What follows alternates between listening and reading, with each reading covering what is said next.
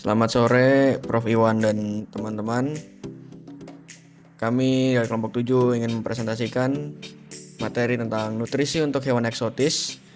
Diet yang benar akan mencegah dari masalah. Adapun anggota kelompok kami yaitu Maharani Widya Wardana dengan NIM 19065, Gusti Ayu Puturati Wijayanti dengan NIM 19064, Polikarpus Endio Juan Pradana yaitu saya sendiri dengan NIM 19071, Nevi dengan NIM 19055, dan Rindar Mentari Nusanti Putri dengan NIM 19056. Materi pertama yaitu pendahuluan yang akan dijelaskan oleh teman saya. Kepada Rati dipersilakan. Oke. Next.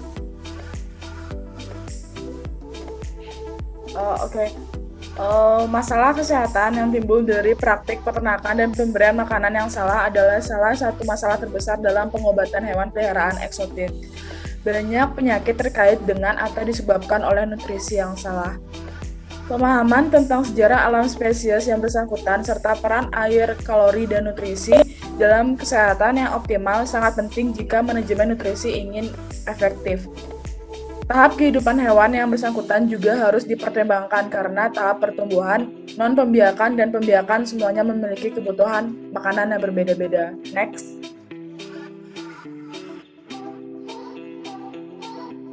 Pada bab ini, kami akan menjelaskan topik tentang mamalia kecil, unggas, dan reptil. Selanjutnya akan dilanjutkan oleh teman saya. Next. Baik, saya akan membahas mengenai mamalia kecil eksotis. Next.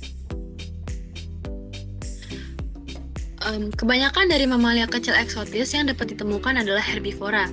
Diet hewan herbivora kecil yang seimbang mengandung serat yang cukup, sedikit pati, dan kadar protein yang rendah hingga sedang. Serat yang dapat dicerna dan tidak dapat dicerna diperlukan untuk memastikan kesehatan gigi, stimulasi nafsu makan, dan motilitas usus. Hilangnya motilitas dapat berkontribusi pada perkembangan sembelit dan obstruksi saikum. Diet tinggi pati dan gula rafinasi mungkin baik-baik saja dalam persediaan terbatas. Tetapi, bila diberikan secara teratur atau dalam jumlah banyak, gangguan pH saikum dan hilangnya mikroba untuk pencernaan dapat menyebabkan penyakit usus. Next. Mamalia yang pertama adalah kelinci. Kelinci liar adalah penyeleksi konsentrat, sedangkan kelinci domestik adalah herbivora sejati yang digambarkan sebagai fermenter usus belakang monogastrik. Psikotrofi diperlukan untuk penggunaan yang efektif dari diet herbivora kelinci karena vitamin dan protein tambahan diperoleh dengan cara ini. Kelinci adalah hewan monogastrik atau berperut tunggal, dan karena dapat mensintesis protein atau vitamin B dan K dengan bantuan mikroba-mikroba pada saikum seperti pada ruminansia di rumen, maka kelinci juga disebut sebagai pseudoruminansia atau ruminansia semu. Perbedaannya, pada kelinci sintesis nutrien tersebut dilakukan pada saikum dan dibungkus oleh mukosa transparan pada kolon yang kemudian akan dikonsumsi kembali dalam bentuk feses lunak dan diabsorpsi oleh usus halus. Hal inilah yang disebut dengan psikotrofi. Next. Konsumsi psikotrof meningkat ketika hewan diberi makan dengan rendah energi, diet rendah protein, sedangkan diet protein tingkat tinggi mengurangi konsumsi psikotrof. Makanan kelinci olahan mungkin mengandung kalsium yang sangat tinggi, yang dapat menyebabkan hiperkalsemia dan gangguan yang terkait, seringkali melibatkan saluran kemih. Diet pelet saja tanpa serat tambahan atau hanya pelet dan jerami alfalfa juga dapat berkontribusi pada perkembangan bola rambut, penyakit gigi, obesitas, lipidosis hati, dan juga tinja lunak kronis. Next. Lalu selanjutnya adalah hewan pengerat hystricomorph. Hewan pengerat ini seperti chinchillas, guinea pigs, dan degus adalah herbivora dan harus diberi makan makanan yang terdiri dari jerami segar berkualitas baik, pelet khusus spesies, dan sayuran berdaun hijau. Kurangnya serat berkontribusi terhadap penyakit gigi yang sering terlihat. Chinchilla harus diberi makan pelet khusus spesies karena bentuknya yang lebih panjang dan lebih mudah dipegang oleh chinchilla. Chinchilla mempraktikkan psikotrofi seperti kelinci, dan marmut mungkin memiliki masalah yang terkait dengan makanan kalsium yang berlebihan, biasanya melibatkan saluran kemih. Next. Guinea pig memiliki kebutuhan mutlak akan vitamin C. Oleh karena itu, pola makan kelinci tidak sesuai dengan Guinea pig. Makanan marmot harus mengandung tingkat vitamin C yang cukup, namun penyimpanan makanan yang dilakukan dalam pipinya dapat menurunkan keefektifannya sehingga dianjurkan menambahkan dosis 10 mg per kilogram per hari ke air minum. Next. Lalu ada hewan pengerap miomorph dan skiomorph. Hewan pengerat ini sering diberi makan diet tipe muesli, yaitu makanan komersial yang mengandung banyak komponen, misalnya jagung, kacang polong, pelet, biji-bijian, dan lain sebagainya. Meskipun diet pelet disarankan untuk mencegah pemberian makan selektif. Omnivora dalam selera mereka, tikus miomorph, yaitu tikus besar, tikus, hamster, dan gerbil, dan tikus skiuromorph, yaitu tupai dan cipang, harus menerima jatah protein kecil di samping buah-buahan dan sayuran segar. Next. Lalu ada mamalia karnivora, dalam hal ini adalah musang. Musang telah dijinakkan dan informasi nutrisi tentang spesies ini telah diteliti dengan baik. Sebagai karnivora mutlak, mereka membutuhkan makanan berenergi tinggi yang kaya protein lebih dari 35% dan lemak lebih dari 15% dan sangat rendah serat yang presentasenya lebih rendah dari 3%. Makanan musang berkualitas baik harus diberi makan ad libitum jika seimbang untuk mencegah masalah seperti hipoglikemia. Musang memiliki saluran pencernaan yang pendek dan waktu transit usus yang cepat, sehingga perlu makan setiap 3 hingga 4 jam sekali. Next. Lalu mamalia eksotis kecil yang terakhir adalah mamalia pemakan serangga, yaitu landak. Landak sering diberi makan makanan kucing yang memiliki kandungan protein yang tidak memadai dan terlalu tinggi lemak. Hal ini sering menyebabkan obesitas dan penyakit gigi. Diet landak komersial direkomendasikan, dilengkapi dengan berbagai serangga yang diperkaya vitamin. Memberi makan hanya di malam hari dan menghilangkan makanan terlebih dahulu dapat membantu mencegah obesitas. Selanjutnya akan dijelaskan oleh teman saya. Baik, selanjutnya ada unggas. Next. Kurangnya informasi yang tersedia mengenai penangkaran unggas dan peternakan unggas mengakibatkan kebanyakan orang menyamaratakan gizi di antara keduanya. Padahal, hal tersebut sangatlah berbeda. Unggas diternak untuk menghasilkan daging dan telur dalam jangka hidup yang pendek, sedangkan penangkaran unggas membutuhkan nutrisi dan umur yang panjang. Maka dari itu, gizi yang cukup dibutuhkan untuk penangkaran unggas. Adapun gizi yang diperlukan dalam penangkaran unggas antara lain, next. Yang pertama ada karbohidrat. Karbohidrat menyediakan sumber energi yang paling banyak tersedia untuk banyak burung peliharaan. Karbohidrat biasanya dalam bentuk gula dan pati, yang beberapa di antaranya hanya dapat dicerna dalam bentuk laktosa. Namun, apabila unggas mengkonsumsi banyak karbohidrat, akan mengakibatkan intoleransi dan diare osmotik. Selanjutnya ada lemak. Lemak dapat digunakan secara langsung sebagai sumber energi atau disimpan sebagai sumber energi untuk masa depan dalam bentuk penyimpanan lemak tubuh. Lemak hewani memiliki asam esensial yang rendah, sedangkan lemak nabati memiliki asam esensial yang tinggi. Selanjutnya ada glisin. Glisin diperlukan pada burung untuk sintesis asam urat.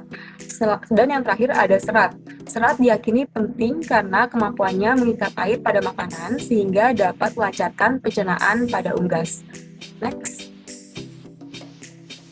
Selanjutnya akan dijelaskan oleh teman saya.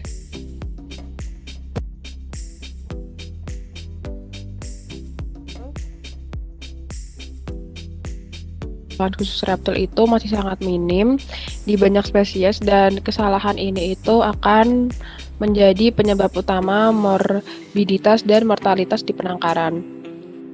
Lalu, hal pertama yang harus dilakukan agar kesalahan ini tidak terjadi adalah spesies harus diidentifikasi dengan benar untuk memperoleh informasi tentang kebutuhan makanan alaminya.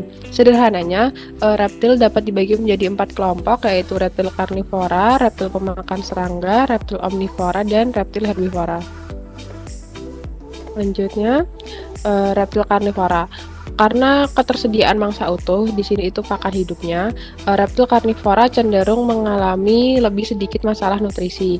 Namun, mangsa yang belum dewasa itu sebaiknya tidak diberikan kepada reptil karnivora secara rutin karena tulang yang tidak tereliminasi dan kurangnya rasio kalsium fosfor yang sesuai. Lalu disarankan untuk membekukan seluruh mangsa sebelum digunakan agar mengurangi resiko penularan penyakit dan parasit ke hewan peliharaan. Selanjutnya ada reptil pemakan serangga. Reptil pemakan serangga ini dia sedikit menjadi tantangan untuk si pemiliknya dalam memberikan makanan. Karena sebenarnya jangkrik dan ulat bambu yang sering diberikan kepada reptil pemakan serangga itu bukan merupakan makanan yang seimbang. Karena si ulat bulunya ini tuh memiliki lemak yang sangat tinggi dan jangkrik ternyata memiliki kelebihan kitin yang dapat menyebabkan infection atau penyumbatan saluran pencernaan dan keduanya tidak memiliki rasio kalsium fosfor yang sesuai. Lalu, untuk mencegah masalah tersebut, sebaiknya serangga itu diberikan suplemen kalsium sebelum diberikan kepada reptilnya. Nah, makanan serangga juga dapat diberikan kalsium dan vitamin sebelum diberikan ke reptil tersebut. Lalu, diet komersial juga dapat dilakukan, meskipun mungkin ada keengganan untuk makan makanan yang tidak bergerak. Nah, kita dapat menggunakan mangkuk getar agar si makanan komersial ini dapat meniru mangsa hidupnya. Lalu, makanan kucing juga terkadang dapat diberikan karena kandungan proteinnya tinggi, namun perawatan harus dilakukan untuk memantau kadar lemak dan potensi ketidakseimbangan vitamin dari makanan tersebut. Lalu, ada reptil omnivora. Reptil omnivora makan berbagai macam makanan. Nah, dari sinilah masalah itu muncul karena ketika salah satu makanan yang dikonsumsi itu terlalu banyak. Contohnya, makanan anjing dapat digunakan sebagai porsi ransum yang seimbang, tetapi protein, lemak, dan kandungan vitamin atau mineral, terutama vitamin D3 yang mungkin berlebih seringkali tidak tepat untuk spesies yang bersangkutan. Jadi, makanan kucing sebaiknya juga tidak diberikan. Selanjutnya ada reptil herbivora. Reptil herbivora biasanya diberikan makanan sayuran berkualitas rendah yang berlimpah seperti selada atau mentimun. Reptil herbivora ini untuk makannya sulit untuk menyeimbangkan pola makan vegetariannya. Lalu berbagai macam produk kaya vitamin berkualitas baik harus diberikan, biasanya dengan suplemen vitamin dan mineral. Tapi kita juga harus memperhatikan komposisinya agar tidak terlalu. Selanjutnya yaitu kesimpulan. Kunci untuk menghindari masalah gizi pada hewan eksotik adalah variasi kuantitas dan kualitas. Pakan harus sealami mungkin, jika tidak secara fisik setidaknya dalam kandungan nutrisi. Pakan harus disimpan dengan benar, termasuk makanan hidup yang harus diberi makan dan dirawat sendiri dengan standar tertinggi. Meskipun sekarang sudah tersedia untuk beberapa spesies eksotik, diet komersial tidak dapat sepenuhnya diandalkan untuk memenuhi setiap kebutuhan, dan meskipun beberapa diet berkualitas baik, banyak lagi yang telah diproduksi dengan sedikit penelitian. Pada kebanyakan spesies, makanan segar harus diberikan sebagai tambahan makanan komersial untuk membantu mengatasi kesalahan dalam formulasi dan untuk menyediakan serat, kelembapan, dan pengayaan yang memadai. Yang terpenting, suplementasi dengan vitamin dan mineral bukanlah pengganti nutrisi dasar yang baik. Suplementasi berlebihan dapat menimbulkan banyak masalah, seperti khususnya kehati-hatian harus diberikan ketika diet seimbang secara komersial sedang ditawarkan. Terakhir, meskipun ketidakseimbangan nutrisi dapat dibalik, efek dari itu mungkin permanen. Pendidikan dan pemahaman klien sangat penting untuk mencegah terjadinya masalah tersebut. Sekian dari presentasi kami. Mohon maaf jika ada kekurangan dan kesalahan. Terima kasih dan selamat sore.